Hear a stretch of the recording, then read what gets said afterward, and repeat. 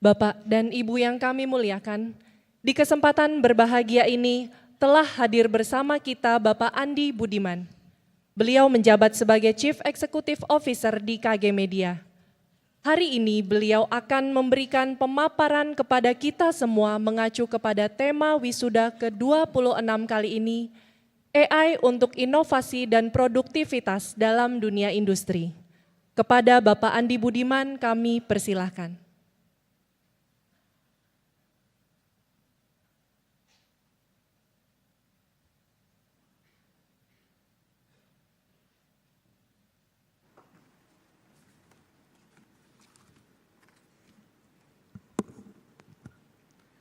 Yang saya hormati Bapak Nino Lesono, Rektor UMN, beserta segenap jajaran Senat Universitas Multimedia Nusantara, Bapak Sularto, Ketua Dewan Pembina Yayasan Multimedia Nusantara, beserta segenap Dewan Pembina dan pengurus Yayasan Multimedia Nusantara, Bapak Tony Toharudin, Ketua LL Dikti Wilayah 3, dan Bapak Lili Utomo, bos saya, CEO Kompas Gramedia, beserta jajaran komisaris, direksi dan pimpinan Kompas Gramedia.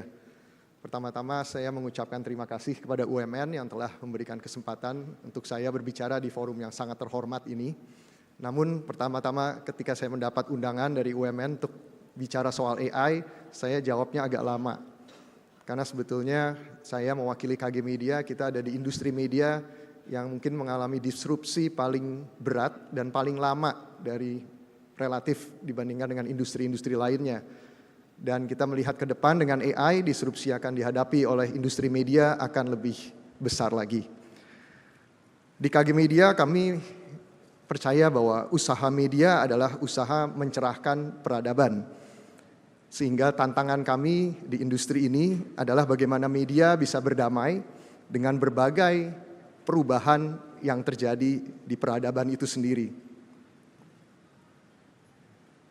Dari awal lahirnya sampai hari ini, Kompas harus berdamai dengan berbagai perubahan. Mulai dari perubahan gejolak sosial politik di akhir zaman Orde Lama ketika Kompas lahir, beralih ke masa Orde Baru, beralih lagi ke masa reformasi, menghadapi kelahiran teknologi internet di akhir abad ke-20, dan juga percepatan transformasi digital yang menjadi efek bawaan dari pandemi COVID-19.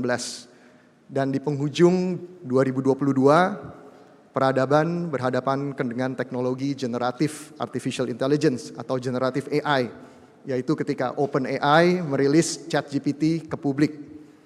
Dan di tahun berikutnya, OpenAI merilis model GPT yang lebih canggih lagi, model GPT-4, dan di tahun 2024 ini kita bisa melihat bahwa generatif AI menjadi fitur mainstream di berbagai produk Google, Microsoft, Samsung maupun Apple.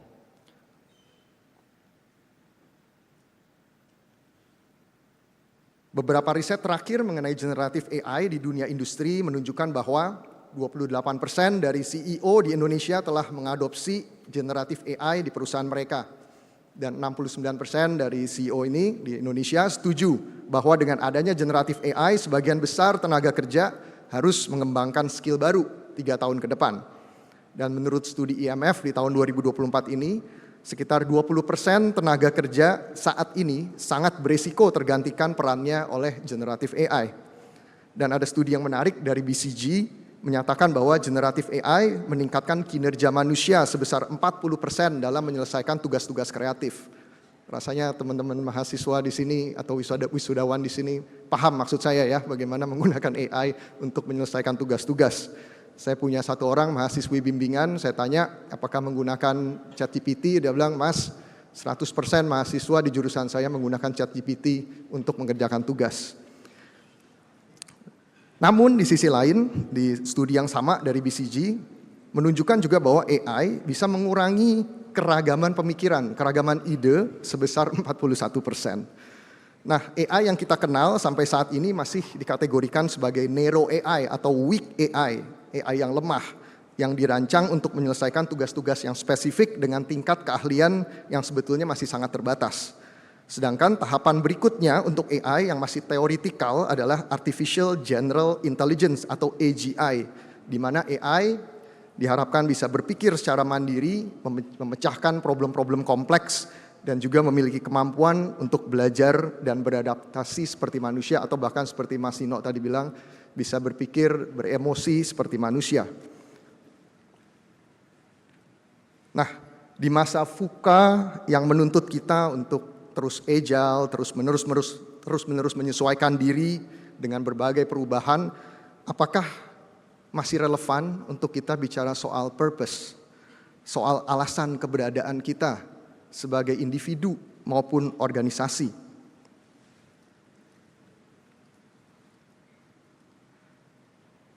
Purpose Kompas masih tertera di halaman depan harian Kompas sejak edisi pertama terbit di tahun 1965 sampai hari ini, yaitu menjadi harian untuk umum dan menjadi amanat hati nurani rakyat.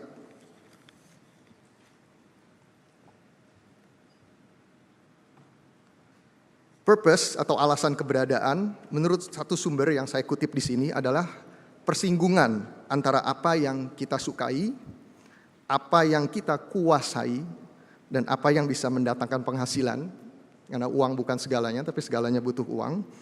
Dan juga yang lebih penting lagi, apa yang dibutuhkan dunia ini.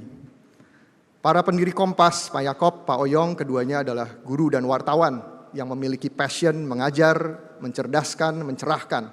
Dan pada tahun 1965 mereka melihat ada sebuah peluang usaha untuk menerbitkan sebuah surat kabar. Pak Yaakob, Pak Oyong, serta para pendiri Kompas lainnya menilai bahwa saat itu yang dibutuhkan Indonesia adalah sebuah surat kabar yang bisa mewakili seluruh golongan, oleh karena sifatnya umum, didasarkan pada kenyataan bahwa Indonesia itu majemuk, menjadi cermin realitas Indonesia yang terdiri dari berbagai suku, agama, ras, dan latar belakang lainnya. Selain itu, Kompas juga mempunyai tujuan untuk menjadi amanat hati nurani rakyat, bertindak sebagai penghibur yang papa dan pengingat yang mapan. Nah, kalau kita fast forward ke hari ini, kira-kira apa yang dibutuhkan dunia saat ini? Pada tahun 2015, seluruh dunia menyetujui 17 tujuan berkelanjutan atau yang dikenal sebagai 17 Sustainable Development Goals, yaitu 17 tujuan yang seharusnya dicapai dunia ini dalam waktu 15 tahun, dari tahun 2015 sampai 2030, agar masa depan dunia ini terjaga. 9 tahun sudah berlalu sejak 2015, artinya tersisa 6 tahun untuk mencapai tujuan-tujuan di tahun 2030. Namun berdasarkan data PBB, hanya 15% dari target SDG yang on track akan tercapai di tahun 2030. Pencapaian SDG mengalami perlambatan signifikan setelah pandemi COVID-19. Dari Progress Report pencapaian SDG untuk region Asia Pasifik tahun 2024 mencatat bahwa Asia Pasifik membutuhkan tambahan waktu 32 tahun untuk mencapai tujuan pembangunan berkelanjutan yang seharusnya dicapai tahun 2030. Bagaimana dengan Indonesia sendiri? Indonesia menempati ranking 75 dari 166 negara di dunia dalam pencapaian SDG dan mencapai ranking 4 di Asia Tenggara, masih di bawah Vietnam, Thailand, dan Singapura. Pada chart ini bisa dilihat ada 17 goals, yaitu tujuan-tujuan yang harus dicapai tadi di tahun 2030. Dan di situ ada beberapa warna, ada yang kuning, ada yang orange, ada yang merah. Nah, yang merah itu adalah tujuan-tujuan yang di Indonesia menghadapi tantangan besar, seperti isu kelaparan, isu clean energy, isu lingkungan di laut, isu lingkungan di darat, dan isu perdamaian. Isu-isu ini masih challenging dan juga progresnya stagnan di Indonesia. Dengan keresahan inilah kami di KG Media pada tahun 2023, di tahun terpanas dalam catatan sejarah manusia, meluncurkan Lestari, sebuah platform yang hadir di seluruh aset media Kompas Gramedia untuk mengakselerasi pencapaian tujuan pembangunan berkelanjutan lewat pemberitaan, aktivitas, dan komunitas. Mungkin sampai sini teman-teman bingung apa hubungannya dengan AI.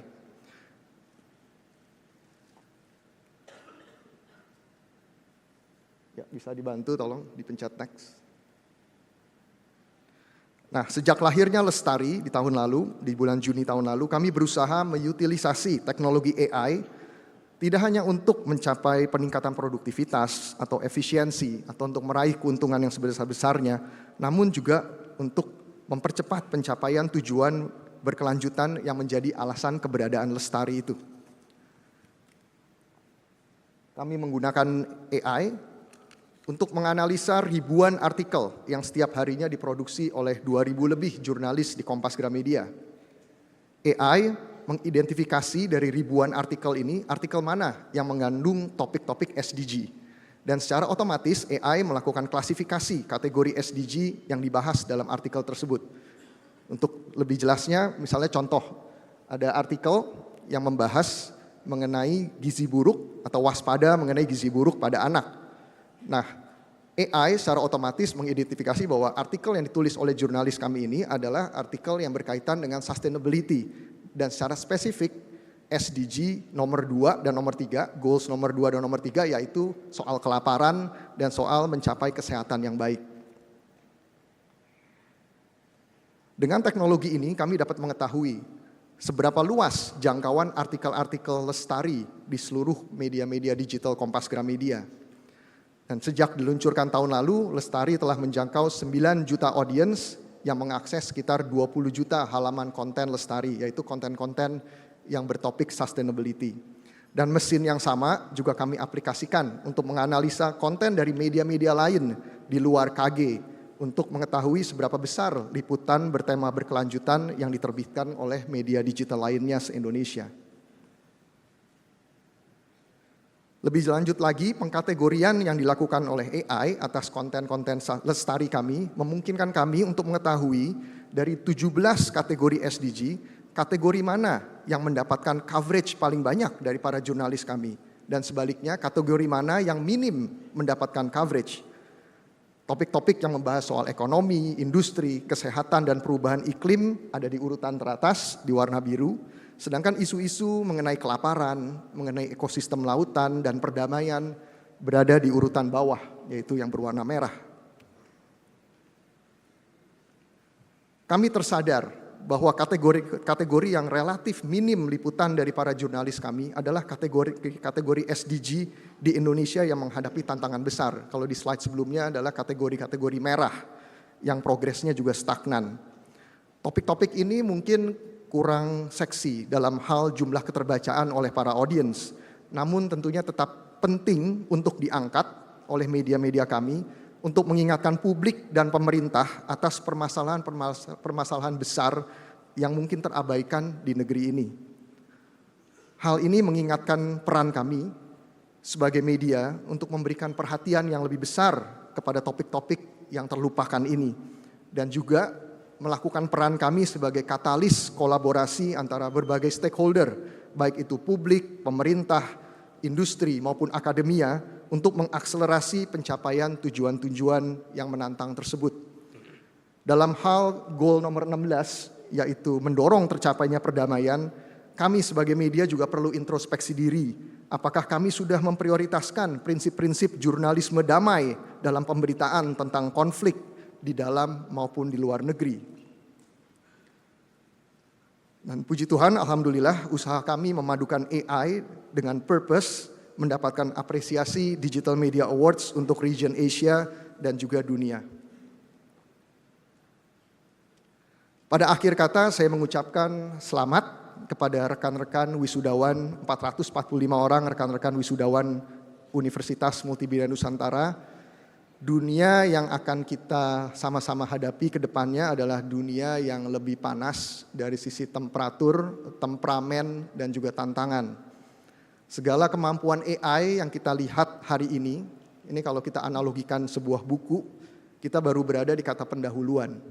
Kita akan memasuki chapter-chapter AI berikutnya yang akan jauh lebih menakjubkan, namun di sisi lain juga bisa jauh lebih menyeramkan. Yuval Noah Harari pernah berkata, untuk setiap dolar dan setiap menit yang kita investasikan untuk meningkatkan kecerdasan buatan, akan bijaksanalah untuk menginvestasikan $1 dan 1 menit untuk memajukan kemanusiaan. Maka bijaklah juga apabila untuk setiap menit yang kita investasikan untuk mempelajari, mendalami, menggunakan AI, mari kita investasikan juga 1 menit untuk memikirkan apa yang bisa kita kontribusikan untuk kemanusiaan dan dunia. Terima kasih.